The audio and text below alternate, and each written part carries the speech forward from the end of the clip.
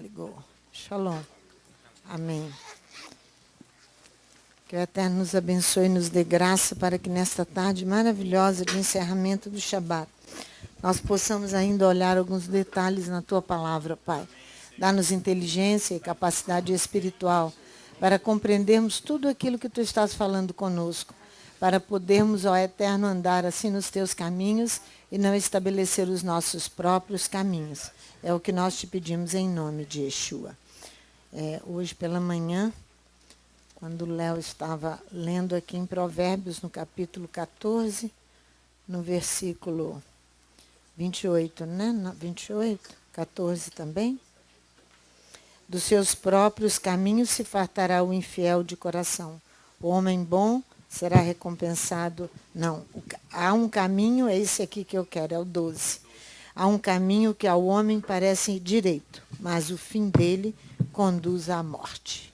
Então, muitas vezes, os nossos pensamentos, que nós achamos que são direitos, eles vão nos conduzir à morte. A nossa paraxá, vocês já sabem, nós aprendemos muito hoje pela manhã, Shelar Lechá, envie para ti. Que bom, irmão Guilherme, está aí conosco hoje. Se o povo estivesse realmente confiando no seu destino, o povo de Israel nesse período, não teria necessidade de verificar os fatos antes de aceitar a terra prometida. Não teria necessidade nenhuma. Porque a missão dos 10 espias, 10 porque foram 10 que erraram, né? Então são 10. Confiada aos 10 exploradores, ela é bem precisa. A missão confiada aos 10 exploradores. Ela é bem precisa. Abra sua Bíblia aí em Números, no capítulo 13, que é a nossa paraxá. Números, capítulo 13. A missão de espiar a terra, ela não tem fins militares. Não tem. A nossa Haftará é Josué no capítulo 2. Se você for comigo em Josué no capítulo 2, você vai ver ali que se tratava de uma verdadeira espionagem militar. Aqui não. Aqui nós temos uma espionagem geográfica e econômica. Geográfica e econômica. Mas vamos a Josué, no capítulo 2, para você ver o que é uma verdadeira espionagem. Para você entender que aqui não tem nada de fins militares. Josué, capítulo 2. De Sitim enviou Josué, filho de Num, 2 homens, secretamente como espias, dizendo: andai e observai a terra e a Jericó. Então foram e entraram na casa de uma prostituta, cujo nome era Raabe, e pousaram ali. Deu-se notícia ao rei de Jericó: vê, esta noite vieram aqui uns homens dos filhos de Israel para espiar a terra. Então o rei de Jericó mandou dizer a Raabe: tira fora os homens que vieram a ti e entraram na tua casa, porque vieram espiar toda a terra. Porém, aquela mulher tomou os 2 espias e os escondeu e disse: é verdade que os homens vieram a mim, porém eu não sabia de onde eram. Havendo-se de fechar a porta, sendo já escuro, aqueles homens saíram. Não sei para onde foram. Ide após eles depressa, podereis alcançá-los. Porém, ela os tinha feito subir ao eirado e os tinha escondido entre as canas de linho que havia disposto em ordem sobre o telhado. Essas canas de linho representam as obras de justiça, já que eles estavam ali para estabelecimento de justiça. Então, eles estavam escondidos no eirado, atrás das canas de linho, com roupagem de justiça. Foram-se aqueles homens após eles, pelo caminho do Jordão, até os vales, e logo que saíram, fechou-se a porta. Antes que os espias se deitassem, ela subiu ao eirado a ter com eles, e lhes disse: bem sei que o Eterno vos deu esta terra, e que o vosso pavor caiu sobre nós, e que todos os moradores da terra se derretem diante de vós. Temos ouvido como o Eterno secou as águas do Mar Vermelho diante de vós, quando saíes do Egito, e também o que fizestes aos 2 reis dos amorreus, Seom e Og, que estavam além do Jordão, os quais destruístes. Ouvindo isto, desmaiou-nos o coração, que em ninguém mais há ânimo algum por causa da vossa presença, pois o Eterno vosso Elohim em cima nos céus e embaixo na terra. Agora, pois, jurai-me, vos peço, pelo Eterno, porque usei de misericórdia para convosco, que vós também dela usareis para com a casa de meu pai, e dai-me um sinal certo, de que conservareis a vida meu pai e minha mãe, como também a meus irmãos e a minhas irmãs, com tudo o que tem, e de que livrareis as nossas vidas da morte. Então lhes responderam os homens: a nossa vida responderá pela vossa até o ponto de morrer. Se não denunciardes este negócio e dando-nos o Eterno esta terra, usaremos contigo de misericórdia e de fidelidade. Veja que é uma verdadeira espionagem, né? Ela então os fez descer por uma corda pela janela, pois a sua casa estava sobre o muro da cidade e ela morava sobre o muro. E disse-lhes: ide-vos ao monte, para que não vos encontre os perseguidores, e escondei-vos lá 3 dias. Ó, os três, que se funde o quê? O divino com o terreno, justiça vai ser estabelecida, então vai se fundir aquilo que é divino com aquilo que é terreno. Os 3 dias estão aqui, ó.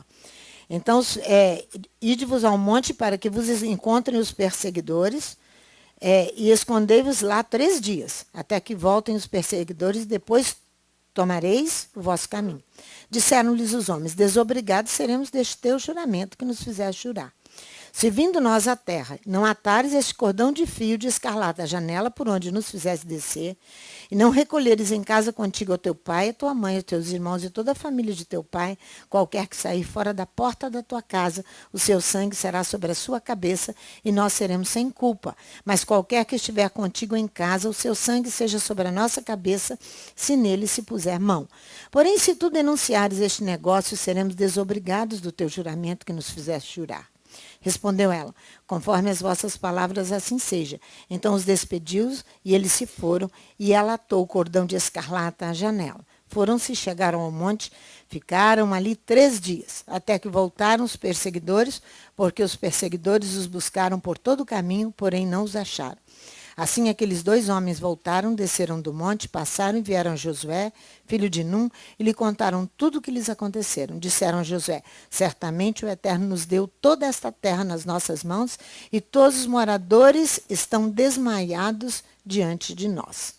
Então você viu aqui uma verdadeira espionagem completamente diferente. Vamos lá em Números 13. Aqui em Números eu vou te mostrar que a missão ali não era militar, era geográfica e econômica. A missão ali. Olha para você ver.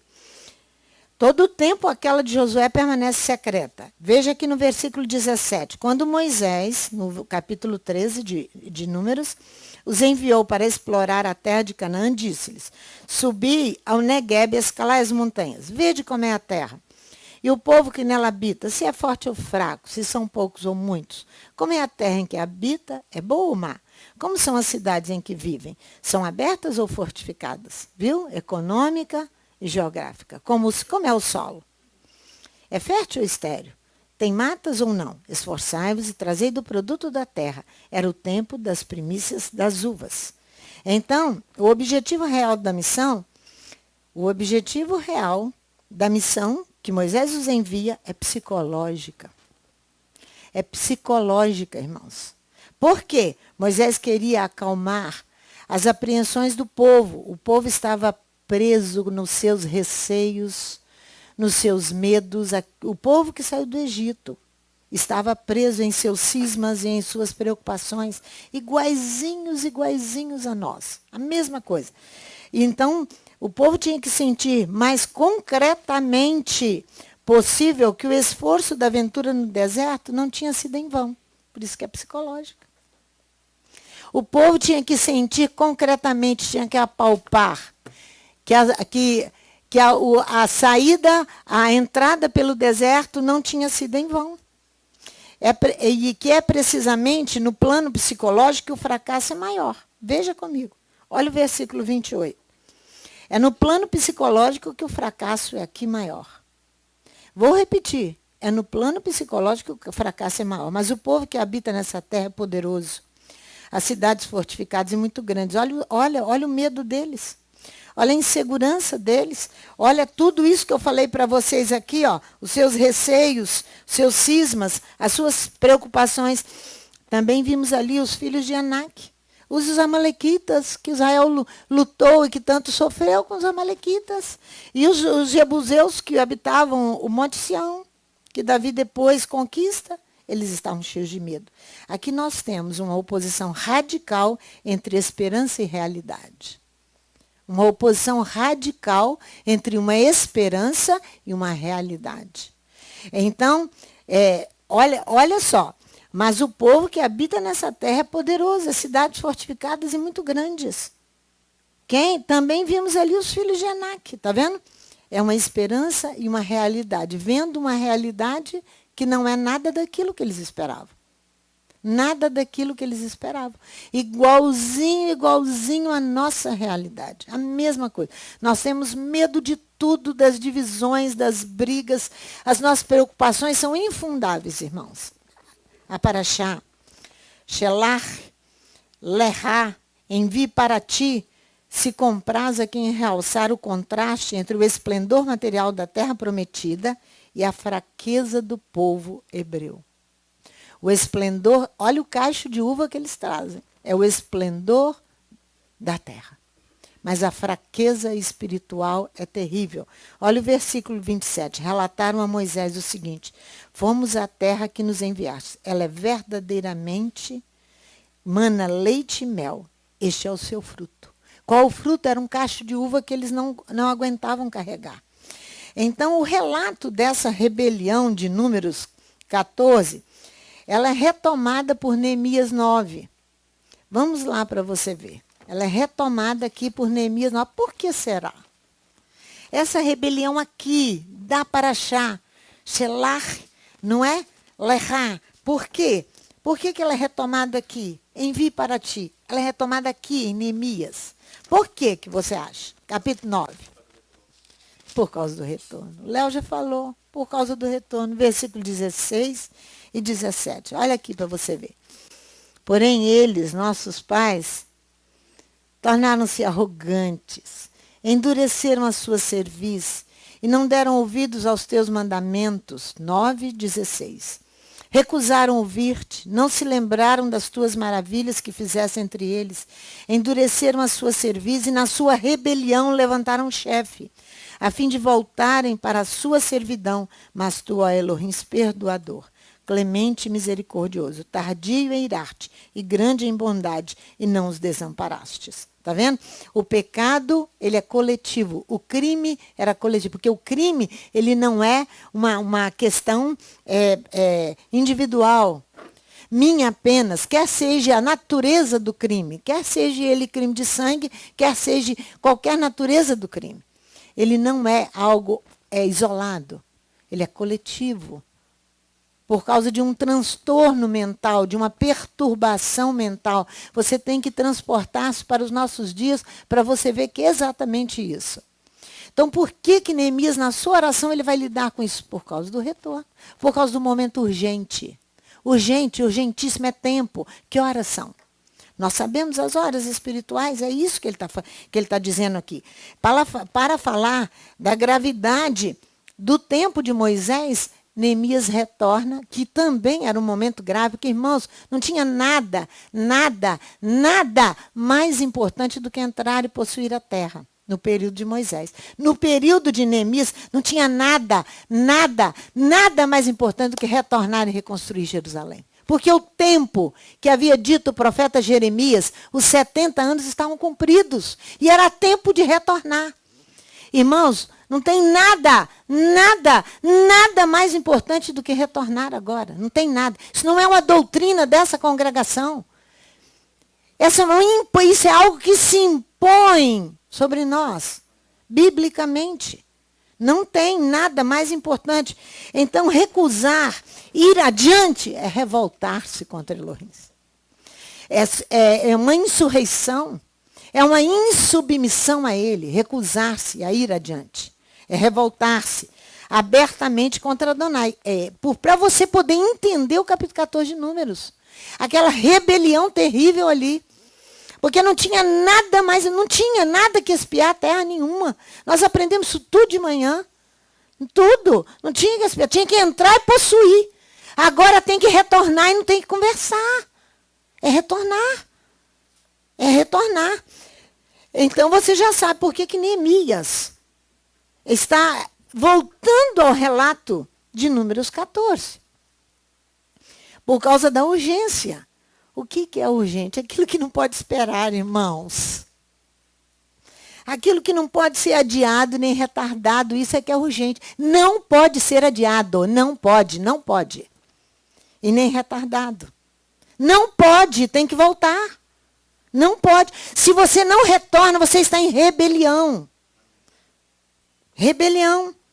Vamos voltar lá em Números, no capítulo 13. Aqui, tinha que se impor, entrar e possuir a terra, tinha que se impor imediatamente, imediatamente. O contrário, caracterizava-se no reino espiritual de revolta, de insurreição, de insubmissão, de desobediência, de rebelião contra Elohim. A recusa às ordens de Adonai causou tudo isso aí que você vai ver. Vai ver aqui, que você encontra aqui, ó, o povo chorando, o povo constituindo outro, o que os 10 fizeram, constituindo o outro capitão, querendo voltar inteiramente à servidão do Egito, onde eles estavam ali sob a opressão de Faraó, onde eles foram libertos ali. Eles querem voltar. Então, a mesma urgência se impõe nos dias de Esdras e Neemias, quando Israel teria que retornar. A mesma urgência em nossos dias é retornar para Adonai e cumprir os seus mandamentos. Que se você for ali em Mateus, não precisa não. Se você for ali em Mateus, no capítulo 5, você vai encontrar ali aquele que ensina e cumpre. Então, você pode encontrar o pregador mais bonito, falando de uma eloquência mais perfeita que for, o rabino mais inteligente da face da terra, mas se ele não cumprir, ele tem que ensinar e tem que cumprir. Como é que eu falo de Shabat e não cumpro o Shabat? Não tem nexo isso.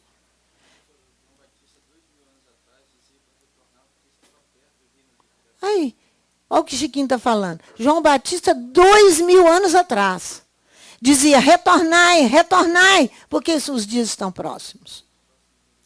Próximo o reino dos céus. Irmãos, é urgente, pois o tempo está completo hoje, nos nossos dias, para que todo raciocínio e altivez humana seja submetida à autoridade do Machia. Porque o problema está aqui na cabeça, a altivez humana. Para se submeter ao Machia. E quando nós obedecemos, quando nós ensinamos e obedecemos, nós estamos prontos, diz, segundo aos Coríntios, no capítulo 10, nós estamos prontos para punir toda desobediência. Você acha que se Josué não tivesse submetido inteiramente a Moisés e aprendido ali com Moisés, ele estava pronto para punir Jericó, para destruir Jericó e possuir Jericó? Estava pronto? Estava não, meus irmãos. O melhor exemplo bíblico de tempos que pode esperar, eu quero te levar lá em 1 Reis, no capítulo 19. Tempos que pode esperar. Porque eu vou te mostrar o tempo que não pode esperar, que é nos nossos dias. 1 Reis 19. Um dos melhores exemplos aqui de tempos que se pode esperar. 1 Reis 19, versículo 19 a 21. Olha aqui, com Elias. Assim partiu Elias dali e achou Eliseu, filho de Safate, que andava lavrando com 12 juntas de bois adiante dele. Ele estava com a 12ª. Elias passou por ele e lançou a sua capa sobre ele. Então deixou Eliseu os bois, correu após Elias e disse, deixa-me beijar a meu pai e minha mãe, então te seguirei. Respondeu Elias, vai, volta, o que te fiz eu? Assim Eliseu deixou e voltou. Tomou a junta de bois, os matou. Com os aparelhos de bois, cozeu a carne, deu ao povo e comeram. Então se levantou e seguiu a Elias e o servia. Ele pôde ainda ir lá, despedir do pai e da mãe. É um tempo que se pode esperar. Mas com Yeshua não pode esperar. Como nos nossos dias é urgente, nós precisamos estar prontos o tempo inteiro por causa da urgência.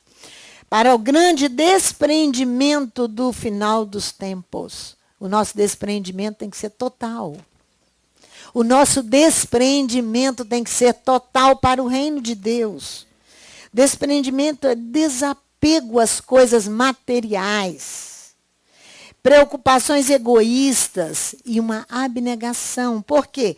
Uma independência com relação às coisas, às situações e às pessoas. Independência com situação, com coisas e com pessoas.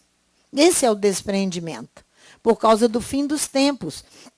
Ele é tão iminente que a ordem, vai lá em Mateus no capítulo 8, a ordem de Yeshua, que a ordem mais sagrada para um hebreu é sepultar o seu pai. Você sabia que o sepultamento para o hebreu é algo muito sagrado? Muito sagrado. Então, aqui não é obrigatória. A ordem sagrada de sepultar o seu pai, aqui não é obrigatória. Aqui, capítulo 8, versículo 18 a 22. Vendo Yeshua em torno de si uma grande multidão, ordenou que passassem para o outro lado do lago. Então um escriba aproximou-se dele e disse: Mestre, aonde quer que fores,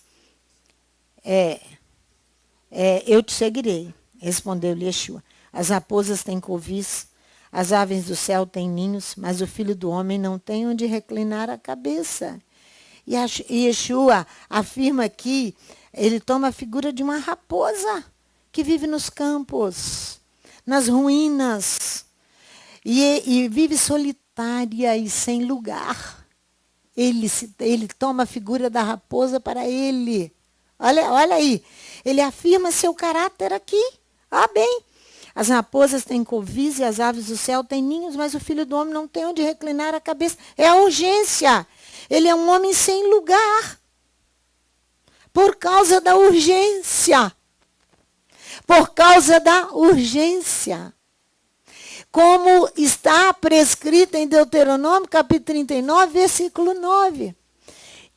Fica aí que eu vou ler para você, Deuteronômio 33. Pode ficar aí que eu vou lá te mostrar Levi. Não é?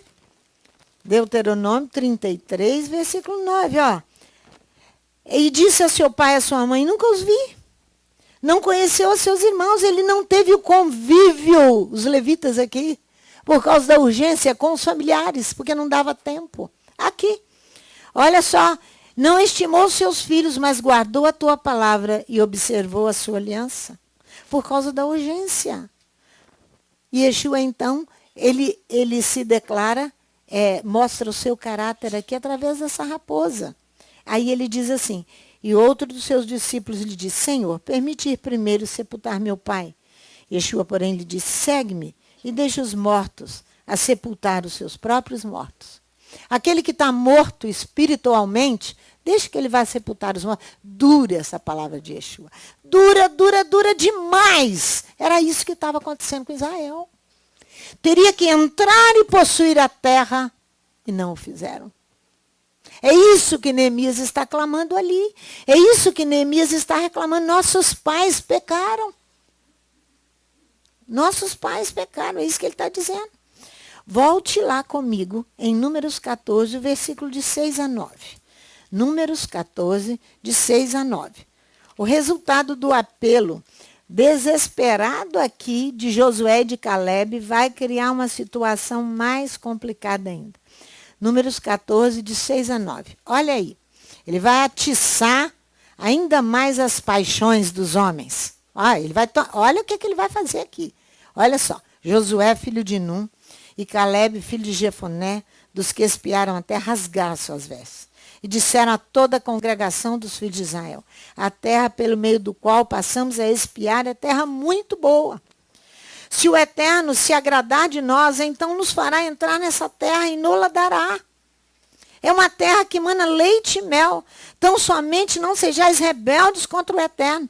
E não temais o povo dessa terra, porque como pão os devoraremos. A proteção deles se foi, mas o Eterno está conosco, não os temais. Olha só. O que eles estão fazendo? O resultado desesperado desse apelo atiçou mais as paixões.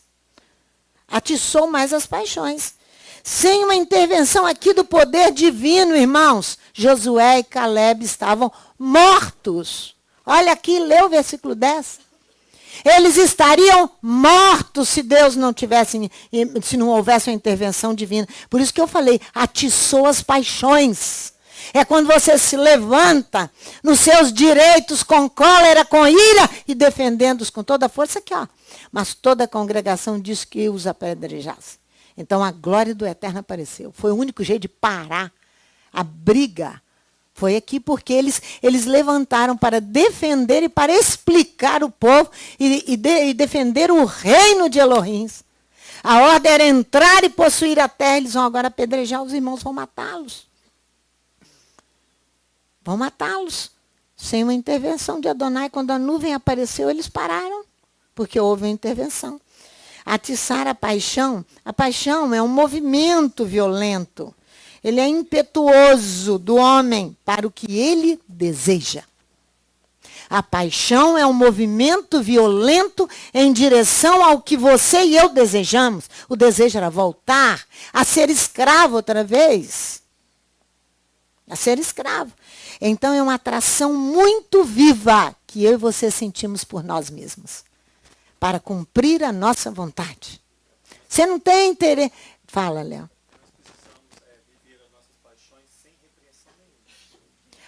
Fala no microfone, meu filho. Você está me ajudando.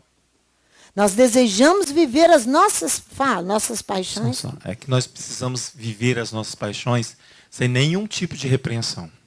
E é isso que Adonai repreende em nós. Isso, ouviu aí?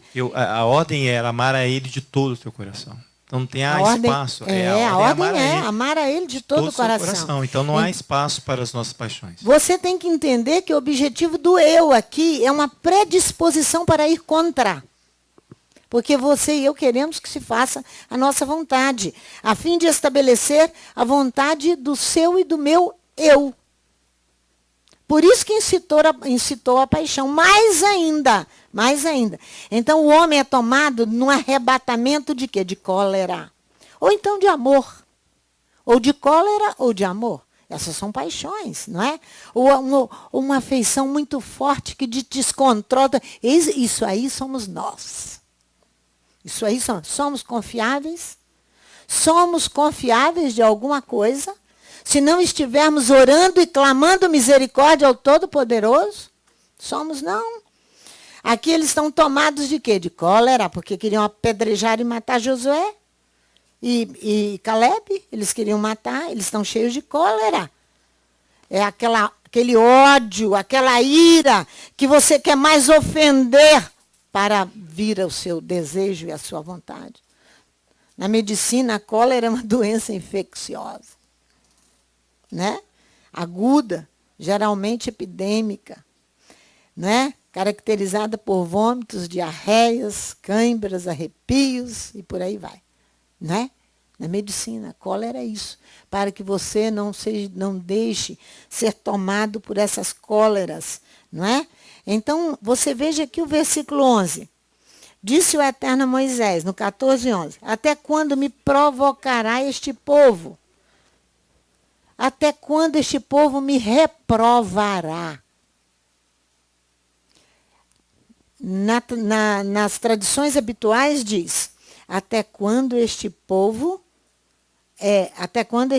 me provocará? Até quando este povo me reprovará? Porque rejeitou a proposta divina, não aceitou, não quis. Aí você pode entender a gravidade desse momento aqui de Moisés. O quanto era grave o momento de Neemias e Esdras. Que eu vou te levar lá para te mostrar umas coisas lá em Esdras e Neemias. Por causa da urgência. E a urgência dos nossos dias. Para você entender Yeshua. Até quando eles me reprovarão? Me provarão é o quê? Me rejeitar e me excluir da vida deles. Até quando? Rejeitar o projeto de lei do Eterno. Até quando? É isso que ele pergunta aqui. Ó. Até quando rejeitará este povo? Até quando não crerá em mim? Apesar de todos os sinais que fiz no meio deles. A mesma irritação do Eterno é a do bezerro de ouro. É aqui. É a mesma. É a mesma. A urgência de ser um com Adonai em nossos dias é nos desapegarmos das coisas materiais, das preocupações egoístas, por causa do engano que se instala com violência. Quando a nossa Brit Hadashah diz assim, exatamente assim, precisa ir lá não, Hebreus capítulo 3, diz assim, antes exortai-vos uns aos outros, nós lemos tudo isso de manhã. Todos os dias, exorta um ao outro, lembra ao outro. É isso, durante o tempo que se chama hoje, para que nenhum de vós se endureça pelo engano do pecado. Pelo engano. Então, a palavra-chave da Paraxá é engano. E nós vamos ver 4 tipos de engano. 4 tipos. Por que que essa palavra é tão pesada? Por que que o engano é algo tão grave e tão sério na Bíblia? Por quê? Porque está relacionado ao anticristo. Ele está trabalhando para dispor todo o seu trabalho e fazê-lo funcionar. O que é que ele faz? Na próxima vinda do Mashiach, para quebrar a Torá, que proíbe homem se relacionar com homem, os governos, e os estados, e os cartórios, todos são obrigados a fazer casamento gay. Eu se fosse dono de cartório, eu ia me despedir. Deixa, vou fazer outro serviço, Sandro. 2 Tessalonicenses, vamos lá. E aí você sabe que Satanás quer de toda maneira que os seus projetos sejam dispostos para funcionar. E você não acredita no que a gente fala com você. Você fica dormindo. Você fica distraído, não quer aprender a palavra. E Satanás funcionando com toda a força. Olha aqui porque que o engano está relacionado. 1 Tessalonicenses. Está relacionado, é tão grave, com o anticristo. Olha como é que ele vem ver aqui. Não estou achando nem Tessalonicenses na minha Bíblia. 1 Tessalonicenses, capítulo 1 ou 2? É 2. 2 Tessalonicenses, capítulo 2. Olha só, do versículo 9 e 10. A vinda desse iníquo é segundo a eficácia de Satanás, com todo o poder e sinais de prodígio, com todo o engano da injustiça. O engano está ligado ao anticristo. Para os que perecem, perecem porque não receberam o amor da verdade para se salvarem. Não quiseram receber. Não quiseram receber. Por isso Deus lhes envia a operação do erro para que creiam na mentira. E para que sejam julgados todos que não creram na verdade, antes tiveram prazer na iniquidade. 2 Tessalonicenses 2. Satanás quer de toda maneira que seus projetos sejam dispostos para funcionar. Toda maneira. Então, por isso que o engano é grave. Os vários aspectos do engano, são várias facetas do engano, para você e eu podemos entender. Israel ali estava enganando para zombar, ridicularizar Elohim, que os tirou da terra. Aquele engano ali era de zombaria. No capítulo 13, 14 de Números é zombaria. Eu quero que você vá comigo lá em Isaías, capítulo 28. Isaías, capítulo 28. E veja comigo aqui. Foi o que aconteceu com Israel, que eu vou te voltar com você lá em Números 14, para te mostrar que os grilhões apertaram. Aí foram 38 anos andando no deserto. Os grilhões apertaram ou não? Zomba de Elohim. Zomba de Elohim. Zomba. Aqui, 28. Olha o capítulo 28 de Isaías, versículo 22 a 29. Olha, agora não mais escarneçais, não mais zombem, para que os vossos grilhões não se façam mais fortes da parte do eterno Elohim dos exércitos. Ouvi um decreto da destruição determinado sobre toda a terra. O profeta está clamando. Inclinai os ouvidos, ouvi a minha voz, atendei bem, ouvi o meu discurso. O profeta está ensinando. Lavra todo dia o lavrador para semear, ou sulca e esterroa todo dia a sua terra, quando já vem nivelado a sua superfície, não espalhe o endro, não semeia o cominho, não lança nela o trigo em leiras, ou cevada. Gente, isso aqui é a coisa mais simples de se fazer. É uma plantação, na agricultura. O profeta está ensinando. Se ele ensina, o seu Deus o ensina, versículo 26, o seu Elohim o ensina e o instrui acerca do que há de fazer. Não se trilha o Ender, ele vem dizendo, olha o 29, tudo isso procede do Eterno dos Exércitos, maravilhoso em conselho e grande em sabedoria. Eu quero te mostrar quantos grilhões de Israel apertaram, e o seu e o meu vai apertar se você continuar zombando de Deus. A Epístola aos Gálatas diz que nós não devemos, Deus não se deixa escarnecer. Aquilo que o homem... Ô, gente, por que está fazendo tanto calor aqui? Está um calor horrível. Hein? Não tem condições aqui não. Vocês precisam ver como é que eu estou escorrendo aqui na frente. Ali eu estou vendo a Dinaí se abanando ali, ó. Não é só eu, não. É unção, não. É o Sandro. Não é você não, né, meu filho? É isso, entra na brecha por eles. Não vos enganeis, o Eterno não se deixa escarnecer.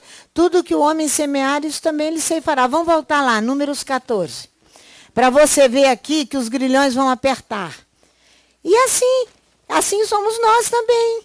A zombaria é ridicularizando do Eterno. Nós vamos, olha a ousadia, nós vamos construir um chefe e vamos voltar para a servidão.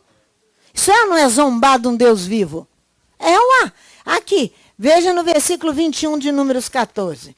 Olha que os grilhões como vão apertar. Porém, tão certo como eu vivo, que a glória do Eterno encherá toda a terra. Moisés já tinha conseguido o perdão aqui. Nenhum dos homens que viram a minha glória e os meus sinais que eu fiz no Egito e no deserto e me tentaram estas 10 vezes não obedeceram a minha voz. Nenhum deles verá a terra que prometi com juramento aos seus pais. Nenhum daqueles que me desprezaram haverá. Porém o meu servo Caleb, porque nele houve outro espírito, e perseverou em seguir-me, eu o levarei à terra em que entrou. E a sua semente a possuirá em herança. Dado que os amalequitas e os cananeus habitam no vale, mudai amanhã de rumo e retornai ao deserto. O Eterno não vai ensinar tudo que vai ter que fazer? Aí ele ensinando. Na direção do Mar Vermelho. Depois disso disse o Eterno a Moisés e Arão: até quando sofrerei esta má congregação que murmura contra mim? Tenho ouvido as queixas desses murmuradores, filhos de Israel.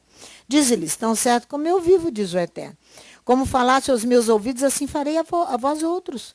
Nesse deserto cairão os vossos cadáveres, como também todos que de vós foram contados no recenseamento, de 20 anos para cima, e que murmuraram contra mim. Não entrareis nesta terra, a respeito da qual eu levanto a mão.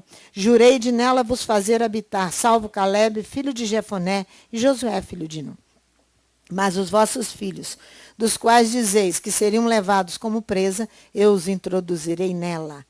E eles conhecerão a terra que desprezastes. Quanto a vós, porém, os vossos cadáveres cairão neste deserto. Vossos filhos serão pastores neste deserto durante 40 anos, sofrendo por causa das vossas infidelidades, até que os vossos cadáveres se consumam no deserto. Segundo o número dos dias em que espiastes a terra, 40 dias, cada dia representando 1 ano, levarei sobre vós as vossas iniquidades 40 anos, e conhecereis o meu desagrado. Viu os grilhões? Que aperto que foi? Zomba do Eterno. Paulo escrevendo em Gálatas, no capítulo 6, versículo 7, que não vos enganeis, o Eterno não se deixa zombar. Aquilo que o homem semear, isso ele vai ceifar. O outro aspecto do engano, então o primeiro aspecto do engano é a zombaria, onde Israel está envolvido com o engano. Por isso que a nossa Brita Hadashah está lá falando, que nós devemos admoestar uns aos outros todos os dias. O outro aspecto do engano é guiar errado. Guiar errado. Então, Provérbios diz assim: não sejas testemunha sem causa contra o teu próximo. Não uses os teus lábios para enganar. Isso é o outro aspecto do engano. O engano que vai guiar errado. O melhor exemplo bíblico para guiar errado se encontra em Isaías, no capítulo 36.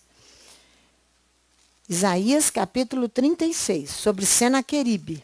Olha aqui. Esse é o engano. Capítulo 36 de Isaías, versículo 14 a 18. Olha o que fala Senaqueribe aqui. Então, esse é o segundo aspecto do engano, guiar errado. Olha bem. Assim diz o rei, não vos engane Ezequias, ele não vos poderá livrar, disse Senaqueribe, rei da Síria. Nem tampouco Ezequias vos faça confiar no Eterno, dizendo, infalivelmente nos livrará o Eterno, e essa cidade não será entregue nas mãos do rei da Síria. Não deis ouvidos a Ezequias, assim diz o rei da Síria. Aliai-vos comigo, e saí a mim, e coma cada um da sua vide, da sua figueira, e beba cada um da sua água e da sua cisterna. Até que eu venha e vos leve para uma terra como a vossa, terra de trigo e de vinho, terra de pão e de vinhas. Não vos engane Ezequias, dizendo, o Eterno nos livrará. Livraram os deuses das nações, cada um a sua terra, das mãos do rei da Assíria. Está vendo? Esse aqui é um exemplo clássico de um engano, de guiar errado. Enganar para guiar errado. Ele está, Senaqueribe, está chamando o povo para si. E desprezando Elohims. E enganando o povo. Né? Jeremias, irmãos, no tumulto dele, no capítulo 29 de Jeremias, da questão que Israel iria para o cativeiro babilônico. Isaías aqui clama no capítulo 29 sobre esse guiar errado, do versículo 8 ao versículo 10. Ele está escrevendo uma carta aos cativos, aqueles que já tinham ido na primeira leva do cativeiro babilônico. O primeiro cativeiro foi assírio, o segundo babilônico. Os que já, Jeremias faz uma carta, tadinho de Jeremias. O profeta sofre mesmo, né? Sim, assim diz o Eterno dos Exércitos, o Elohim de Israel. Não vos engane os vossos profetas, que estão no meio de vós, nem os vossos adivinhos, isso é guiar errado. Nem deis ouvidos aos vossos sonhos que sonhais. Eles vos profetizam falsamente em meu nome. Não os enviei, diz o Eterno. Isso, ele estava fazendo uma carta para eles, dos profetas que estavam no meio do povo hebreu. Ele estava falando sobre esse guiar errado. O terceiro aspecto do engano é enganar para persuadir. Por isso que envolve o anticristo. Olha, vários aspectos. O primeiro engano é para zombar, o segundo engano é para guiar errado, o terceiro engano é para persuadir, levar a crer ou aceitar. Levar a crer ou aceitar, aconselhar, induzir para convencer até que o outro decida ao seu favor. Isso é persuadir, enganar para persuadir. Então você vai ver isso em 2 Samuel, claro. Enganar para persuadir. 2 Samuel capítulo 3, com Joabe aqui. Ele vai levar a crer, 2 Samuel capítulo 3, a crer para aceitar, para Davi aceitar. Olha só. Capítulo 3 de 2 Samuel, a partir do versículo 22. Olha para você ver comigo. Olha, irmãos, Ezequiel fala no capítulo 14 que o verdadeiro profeta pode ser persuadido. Se ele for persuadido, foi o Eterno que permitiu. Porque o Eterno viu o que estava no coração do profeta, que ele não era sincero, ele foi persuadido. Porque você viu o que Isaías fala no capítulo 28? É o Eterno, se ele estava ensinando que ali uma simples agricultura, o Eterno instrui o ensino que há de fazer. Como é que nós não podemos crer nisso? Que ele vai ensinar como nós devemos negociar com a Associação dos Funcionários Públicos. Ele vai ensinar o que nós precisamos fazer primeiro. Ele vai ensinar como sair daqui. Ele vai ensinar como lidar. Ele vai ensinar tudo. Então nós temos que crer nisso e exercer fé. Olha aqui. Pouco tempo depois, os servos de Davi e Joabe voltaram de uma investida e traziam consigo grande despojo. Abner já não estava com Davi em Hebrom, porque o tinha despedido e se tinha ido em paz. Abner foi, acho que, jantar com Davi. Davi estava ali fazendo a unidade entre a tribo de Benjamim e Abner, comandante do exército de Saul. Olha Joabe, chegando Joabe, todo o exército que vinha com ele, disseram, Abner, filho de Ner, veio ter com o rei, e o rei o despediu, e ele se foi em paz. A conversa foi boa. Então Joabe foi ao rei e perguntou, que fizestes? Abner veio ter contigo, por que despediste de maneira que se fosse assim livremente? Ele vai persuadir a Davi. Bem conheces a Abner, filho de Ner, que te veio enganar. Enganar para persuadir. E observar os teus movimentos e descobrir tudo quanto fazes. Joabe então retirou-se de Davi e enviou mensageiros atrás de Abner, porque ele viu que ele não venceu Davi. Ele não conseguiu persuadir a Davi, ele vai perseguir Abner e matar Abner. Viu como é que o engano está ligado ao anticristo? Para estabelecer, tem várias facetas o engano, por isso que ele está ligado lá ao final dos dias, lá em Apocalipse, no capítulo 13.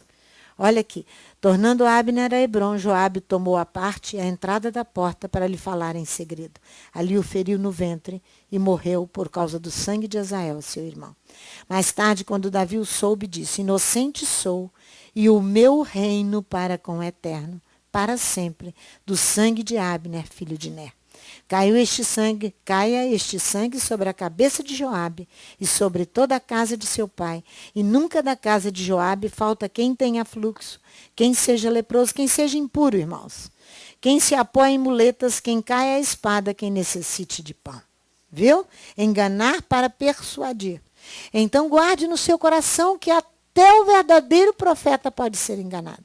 Porque se ele tiver qualquer resquício de interesses próprios para fazer a obra de Deus, ele pode cair no engano. A Torá enfática quando diz, não deixes viver o feiticeiro. A Torá diz isso. Lá em Êxodo, no início da segunda parte do Código da Aliança. Por quê? Porque o feiticeiro usa de práticas pagãs, enganosas, místicas, né? Eles são vistos todo o tempo como um desvio à adoração a Adonai. Então, ele não deixes viver. Essa expressão ela é técnica. O objetivo dela é exprimir eliminação. Elimina, não deixa viver. Por causa do engano. Te leva a práticas místicas e pagãs e vão te enganar você e a mim todo o tempo. O quarto aspecto do engano. São 3. São 4. Você viu, né? Enganar para zombar, que foi o caso da nossa paraxá. Enganar para guiar errado. Enganar para persuadir. Agora, enganar para desviar do caminho. Desviar. O desvio significa levar alguém a mudar a direção. Afastar o estabelecimento de justiça. O engano tem o propósito de não permitir a prática da justiça. Não permitir a prática da justiça. O objetivo é alterar o destino do criminoso. Outro exemplo clássico é 2 Samuel 14, precisa ir lá não. É o exemplo da mulher tecoíta, que Joabe foi lá, passou a mão nessa mulher. Ela vestiu-se de uma mulher viúva, que estava chorando o filho que havia morrido e foi conversar com o rei. Para enganar Davi. No final, Davi disse, não foi Joabe que colocou essas palavras na tua boca? Ela disse, foi, o rei meu senhor sabe tudo. Davi disse, faça vir Absalão. Esse é um engano para desviar. Para alterar o destino do criminoso. Ele precisa ser preso, ele precisa ser julgado pelas autoridades, pelo Ministério Público, por tudo, para que ele seja corrigido. O que é que acontece? Davi traz Joabe. Joabe estava na casa do avô, fora das portas de Absalão. Davi traz Absalão por pedido de Joabe. O coração de Davi naquele momento falhou. O que Davi tinha feito? Muito ocupado. Ele, ao invés de trazer Absalão, reuniu os anciãos de Israel. Está aqui Absalão. Determina qual é a sentença de Absalão. Ele é criminoso, matou Aminon, seu irmão. Determina qual é a sentença de Absalão. E põe Absalão nas grades, que era o que ele merecia. Era filho do rei? Era. Mas qual o problema? Qual o problema? Ele tinha que ser corrigido. Ele não foi corrigido. Por isso que o engano para desviar é para alterar o destino do criminoso. É o exemplo clássico é esse. Alterar, ficou solto em Jerusalém, fazendo o que quisesse, persuadindo o povo, chamando o povo a si, como Senaqueribe, dizendo que o pai dele já estava mais velho e ele mais novo, estava isso e aquilo. Daqui a pouco ele constrói uma guerra, em 4 anos, ele constrói uma guerra civil. E Davi, para não permitir o derramamento de sangue, ele desocupa o palácio. E sai de Jerusalém. Chorando, chorando e chorando. O destino do criminoso foi alterado porque a justiça foi desviada. Esse que é o engano que desvia. Para você entender isso, vamos lá em Apocalipse no capítulo 13. Para você ver ali. Apocalipse 13. Deixa eu ver, 13 o quê? Apocalipse 13.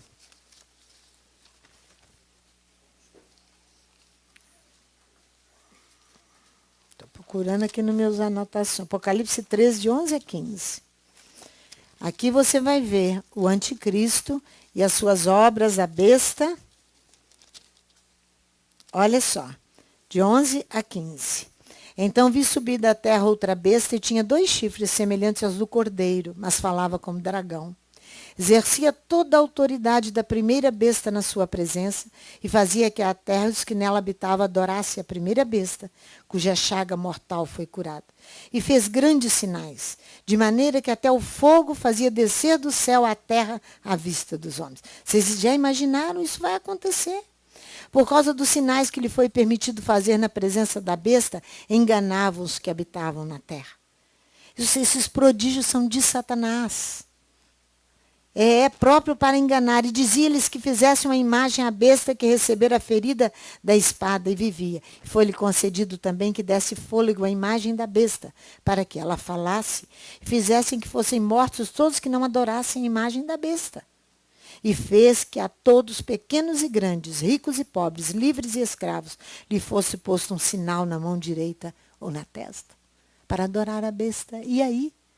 Você vai continuar deixando de entender qual é o momento que nós vivemos de urgência? Você vai fazer igual Israel, vai enganar para zombar Elohim, que nos chama para retornar, para ensinar e cumprir os seus mandamentos? E o que é que nós estamos fazendo? Nós vamos continuar assim? Por isso nós temos orado Daniel capítulo 9 todos os dias, do versículo 4 ao versículo 19, todos os dias, no sacrifício da manhã e da tarde. E eu quero te avisar que o sacrifício da tarde está funcionando. Está funcionando, segunda-feira à tarde, quarta-feira à tarde, quinta-feira à tarde. Só não estamos orando na terça-feira e na sexta, porque já é Shabat. Se você não pode vir pela manhã, vem à tarde. Se una a nós nas orações, pedindo perdão pelos nossos pecados, são coletivos por causa dos nossos crimes. O crime ele não é isolado. Ele é coletivo por causa dessa perturbação do final dos tempos. Nós precisamos crer nisso. Nós precisamos crer. Irmãos, no período de Neemias, eu li aqui no sacrifício da manhã, no período de Neemias, quando Esdras ali procura levitas e não encontrou Sandro, para poder voltar para restaurar Jerusalém, ele manda na casa de Ido buscar, no capítulo 8 de Esdras. Ele manda buscar levitas, porque não tem como fazer a obra sem levitas e sacerdotes. Não tem, irmãos. E os sacerdotes, Esdras começa a orar no capítulo 9, pedindo perdão pelos pecados. Nós transgredimos os teus mandamentos. Os teus sacerdotes casaram com mulheres estrangeiras. Esdras manda que os homens devolvam todas as mulheres e seus filhos. Por causa da urgência do momento. Por que aconteceu aquilo no período de Esdras? Por causa da urgência. Tem determinadas coisas que têm que ser urgentes. Então, porque você encontra em Números no capítulo 31 ali, Moisés mandando matar mulher e menino. Por quê? Foram elas que enganaram. Porque estrangeira, por quê? Porque não professa a mesma fé que você leu de manhã. Porque não professa a mesma fé que você. Paulo diz no capítulo 7 que ele não manda isso não. E nem o mandamento. Uma mulher casada com um homem não crente, ela vai suportar o seu marido não crente. E o marido crente, que a mulher não crente, vai suportar. Ele diz, Mas eu estou falando de período de urgência. Se houver necessidade, tem que deixar. Eu não vi meu pai e minha mãe, eu não. E Yeshua mostra o caráter dele se comparando a uma raposa que não tem lugar para descansar, de tanta urgência. E nós vamos continuar assim? Vamos continuar assim? Não podemos. O engano envolve o anticristo. Por isso que ele é grave. Por isso que ele tem várias facetas. Vamos lá orar Daniel para nós encerrarmos. E pedir perdão pelos nossos pecados. Olha, mas antes de orar Daniel, vamos olhar Esdras e depois vamos orar Esdras, capítulo 9. E depois vamos orar Daniel, capítulo 9. Isso aqui são as reformas. Os reformadores, os únicos 2 livros históricos da reforma. O retorno para restaurar Jerusalém está aqui. A oração de Esdras. Olha aqui como é que Esdras está. Depois nós vamos lá em Daniel. Acabadas estas coisas, vieram ter comigo os príncipes e disseram: o povo de Israel, os sacerdotes e os levitas, não têm se separado dos povos dessas terras, das abominações dos cananeus, dos heteus, dos ferezeus, dos jebuseus, dos amonitas, dos moabitas, dos egípcios e dos amorreus. Tomaram das suas filhas para si e para seus filhos, e assim se misturou a descendência santa com os povos dessas terras. E os príncipes e os magistrados foram os primeiros nessa infidelidade. Quando ouvi isto, rasguei a minha túnica e o meu manto, arranquei os cabelos da cabeça e da barba, e me assentei atônito. Então se ajuntaram a mim todos que tremiam das palavras de Elohim de Israel, por causa da infidelidade dos exilados. E permanecia sentado atônito até o sacrifício da tarde. Então, na hora do sacrifício da tarde, aflição, havendo já rasgado a minha túnica e o meu manto, me pus de joelhos, estendi as minhas mãos para o eterno meu Elohim e disse: meu Elohim, estou confuso e envergonhado, para levantar a ti a minha face, meu Elohim, porque as nossas iniquidades se multiplicaram sobre a nossa cabeça, e a nossa culpa cresceu até os céus. Desde os dias de nossos pais até o dia de hoje, estamos em grande culpa. Por causa das nossas iniquidades fomos entregues, nós, os nossos reis, os nossos sacerdotes, nas mãos dos reis das terras, à espada, ao exílio, ao roubo, confusão do rosto, como hoje se vê. Agora, por breve momento, se manifestou a graça da parte do Eterno, nosso Elohim, para nos deixar alguns que escapem, para dar-nos estabilidade no seu santo lugar, para nos alumiar os olhos, ó nosso Elohim, e para nos dar um pouco de alívio em nossa servidão. Embora sejamos servos, não nos desamparou o nosso Elohim na nossa servidão. Antes estendeu sobre nós a sua misericórdia perante os reis da Pérsia, para nos reviver, para levantar a casa do nosso Elohim, para restaurar as suas ruínas e para dar um muro em Judá e em Jerusalém. Mas agora, ó nosso Elohim, que diremos depois disso? Pois deixamos os teus mandamentos, os quais ordenaste por intermédio de teus servos os profetas, quando disseste: a terra em que entrais para possuir é terra imunda pelas imundícias dos seus povos, pelas abominações com que na sua corrupção a encheram de uma extremidade à outra. Portanto, as vossas filhas não a dareis aos seus filhos, e as suas filhas não tomareis para os vossos filhos. Jamais procurareis a sua paz e o seu bem, para que sejais fortes, comais o bem da terra, e a deixeis por herança aos vossos filhos para sempre. Depois de tudo que nos tem sucedido por causa das nossas más obras e da nossa grande culpa, ainda assim tu, ó nosso Elohim, nos castigastes menos do que os nossos pecados merecem, e nos deste um remanescente como este.